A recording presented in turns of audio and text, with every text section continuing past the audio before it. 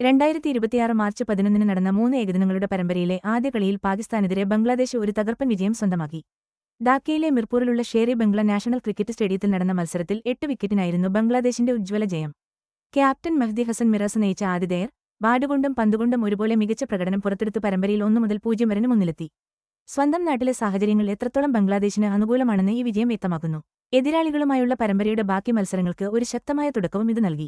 ഷഹീൻ അഫ്രീദിയുടെ ക്യാപ്റ്റൻസിയിലുള്ള പാകിസ്ഥാന് അടുത്ത കളികളിൽ ബംഗ്ലാദേശ് പരമ്പര നേരത്തെ സ്വന്തമാക്കുന്നത് തടയാൻ പെട്ടെന്ന് തിരിച്ചുവരവ് നടത്തേണ്ടതുണ്ട്. ആദ്യം ബാറ്റ് ചെയ്യാനിറങ്ങിയ പാകിസ്ഥാൻ ഇന്നിംഗ്സ് ശരിക്കും പാളിപ്പോയി. വെറും 114 റൺസിന് അവർ ഓൾ ഔട്ടായി. ബംഗ്ലാദേശ് ബൌളർമാർ ഒട്ടും വിട്ടുകൊടുത്തില്ല കേട്ടോ.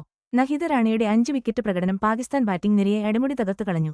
ക്യാപ്റ്റൻ മെഹദി ഹസൻ 3 നിർണായക വിക്കറ്റുകളുമായി മികച്ച പിന്തുണ നൽകി. ടാസ്കിൻ അഹമ്മദും മുസ്താഫിസുർ റഹ്മാനും ഓരോ വിക്കറ്റ് വീതം നേടി. സാഹിബ്സാദ് ഫർഹാൻ, മുഹമ്മദ് റിസ്വാൻ, ഫഹീം അഷ്റഫ് തുടങ്ങിയ പ്രമുഖരടങ്ങിയ പാകിസ്ഥാൻ ബാറ്റിംഗ് നിരക്ക് ബംഗ്ലാദേശിന്റെ കൃത്യതയാർന്ന ബോളിംഗിനു മുന്നിൽ കാര്യമായ കൂട്ടുകെട്ടുകൾ ഉണ്ടാക്കാൻ കഴിഞ്ഞില്ല.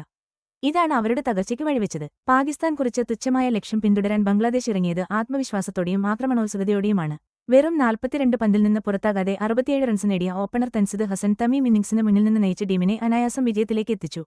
2 വിക്കറ്റുകൾ തുടക്കത്തിൽ നഷ്ടമായെങ്കിലും പിന്നീട് അവർക്ക് മറ്റു പതച്ചകളൊന്നും ഉണ്ടായില്ല. വെറും 15.1 ഓവറിൽ തന്നെ ബംഗ്ലാദേശ് വിജയം സ്വന്തമാക്കി. ഇത്രയും അനായാസമായി ലക്ഷ്യം നേടിയത് ഈ കളിയിൽ അവരുടെ ആധിപത്യം എടുത്തു കാണിക്കുന്നു. സ്വന്തം നാട്ടിൽ ശക്തരായ എതിരാളികൾക്കെതിരെ തങ്ങളുടെ കഴിവുകൾ ഉറക്കെ വിളിച്ചുപറയുന്ന ഒരു പ്രകടനമായിരുന്നു ഇത്.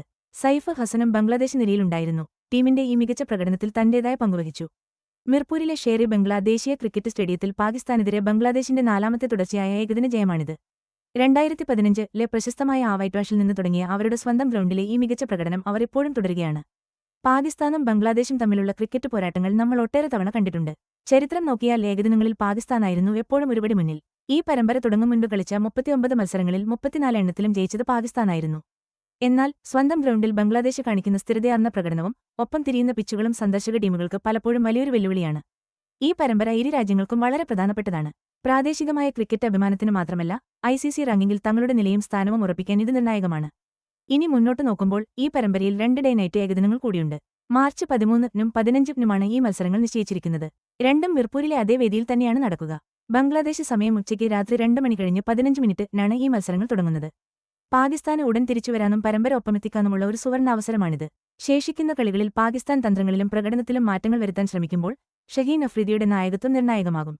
അതേസമയം ബംഗ്ലാദേശ് നഹീദ് റാണ, തൻസിദ് ഹസൻ തമീം എന്നിവരെപ്പോലുള്ള കളിക്കാർ നൽകിയ മികച്ച തുടക്കത്തിന്റെ പിൻബലത്തിൽ ഈ മുന്നേറ്റം നിലനിർത്താനും തങ്ങളുടെ ഹോം അഡ്വാന്റേജ് പരമാവധി ഉപയോഗപ്പെടുത്തി പരമ്പര വിജയം ഉറപ്പിക്കാനുമാണ് ശ്രമിക്കുന്നത്.